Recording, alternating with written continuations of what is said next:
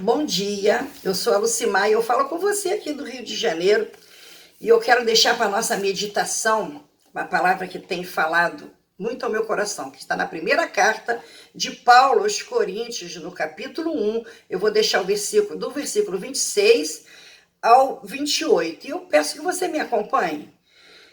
O versículo 26 começa assim: porque bem vedes, irmãos, a vossa vocação, que não são muitos os sábios segundo a carne, nem muitos os poderosos, nem muitos nobres que são chamados, mas Deus escolheu as coisas loucas deste mundo para confundir as sábias. Deus escolheu as coisas fracas deste mundo para confundir os fortes. E Deus escolheu as coisas vis desse mundo e as desprezíveis e as que não são para aniquilar as que são. O que essa palavra quer dizer? Deus não escolhe nenhum capacitado, Deus não olha para a minha fraqueza, nem para a tua fraqueza, porque a palavra de Deus mesmo diz que o seu poder se aperfeiçoa na nossa fraqueza. De repente você está recebendo um chamado de Deus e você olha para você com todas as suas dificuldades, e você fala, não, eu sou incapaz, isso não é para mim. E nós temos vários exemplos na Bíblia, querido, querida, que nos mostram que não depende de nós, que não é o que se acha dentro de nós, é aquilo que Deus nos capacita a fazer. Nós temos exemplos de Moisés, que foi escolhido por Deus quando estava no deserto para libertar aquele povo de Israel que estava preso no Egito, escravizado no Egito. E a primeira coisa que Moisés fez foi olhar para a sua deficiência. Moisés achou que era incapaz de fazer aquilo. E nós vimos também Gideão. Gideão foi escolhido para libertar o seu povo e ele diz, eu sou o menor da casa dos meus pais. Então ele olhou para dentro dele e a gente tem que enxergar que como vamos fazer alguma coisa para Deus, não é nas nossas forças.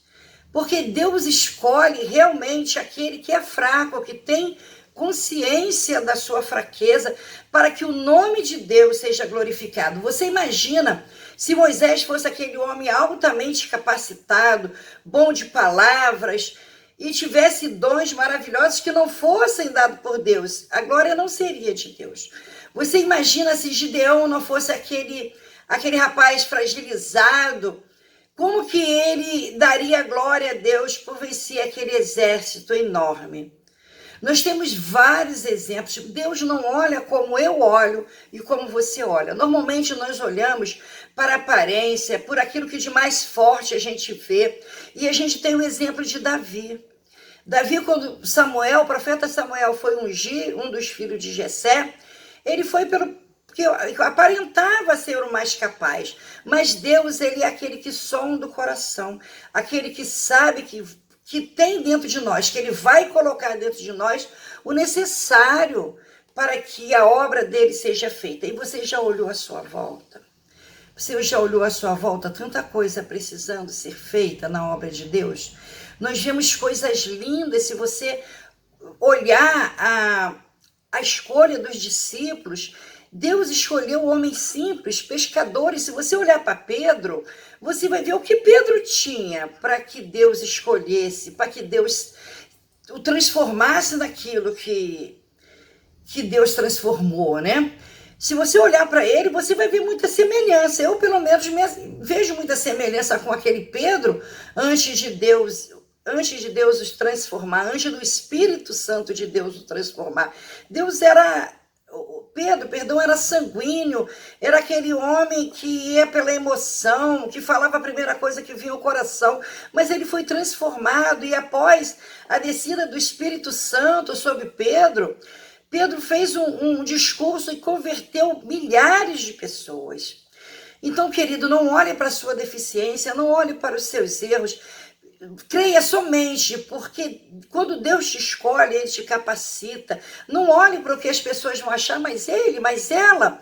Não olhe para aquilo que Deus vai fazer na sua vida e quanto você é necessário com os seus sofrimentos, com a bagagem que você carrega, com o que você já viveu, quanto testemunho você vai dar na obra de Deus.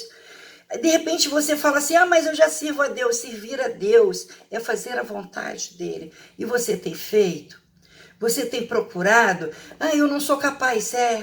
Porque Ele é que te capacita.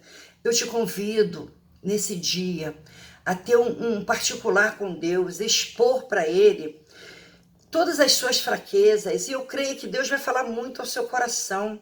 Querido, nós estamos chegando à época de que tudo isso aqui vai passar, e de repente nós vivemos de uma maneira tão dissoluta, de uma maneira como se nós fôssemos permanecer aqui eternamente, e nós sabemos que a única coisa certa, a partir do momento em que nós nascemos, é que um dia nós vamos partir.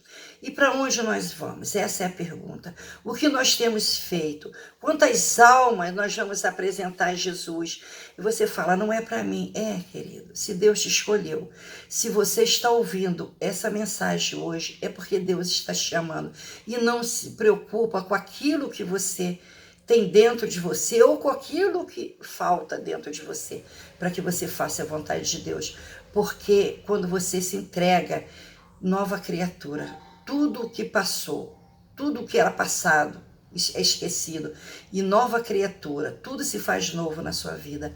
Eu espero, querido, que essa palavra, a palavra vindo da parte de Deus, alcance o teu coração nesse dia, e você possa verdadeiramente se entregar e acreditar que Deus é aquele que te limpa, te capacita e te prepara para uma grande obra. Seja você mais um improvável que Deus chamou. Amém?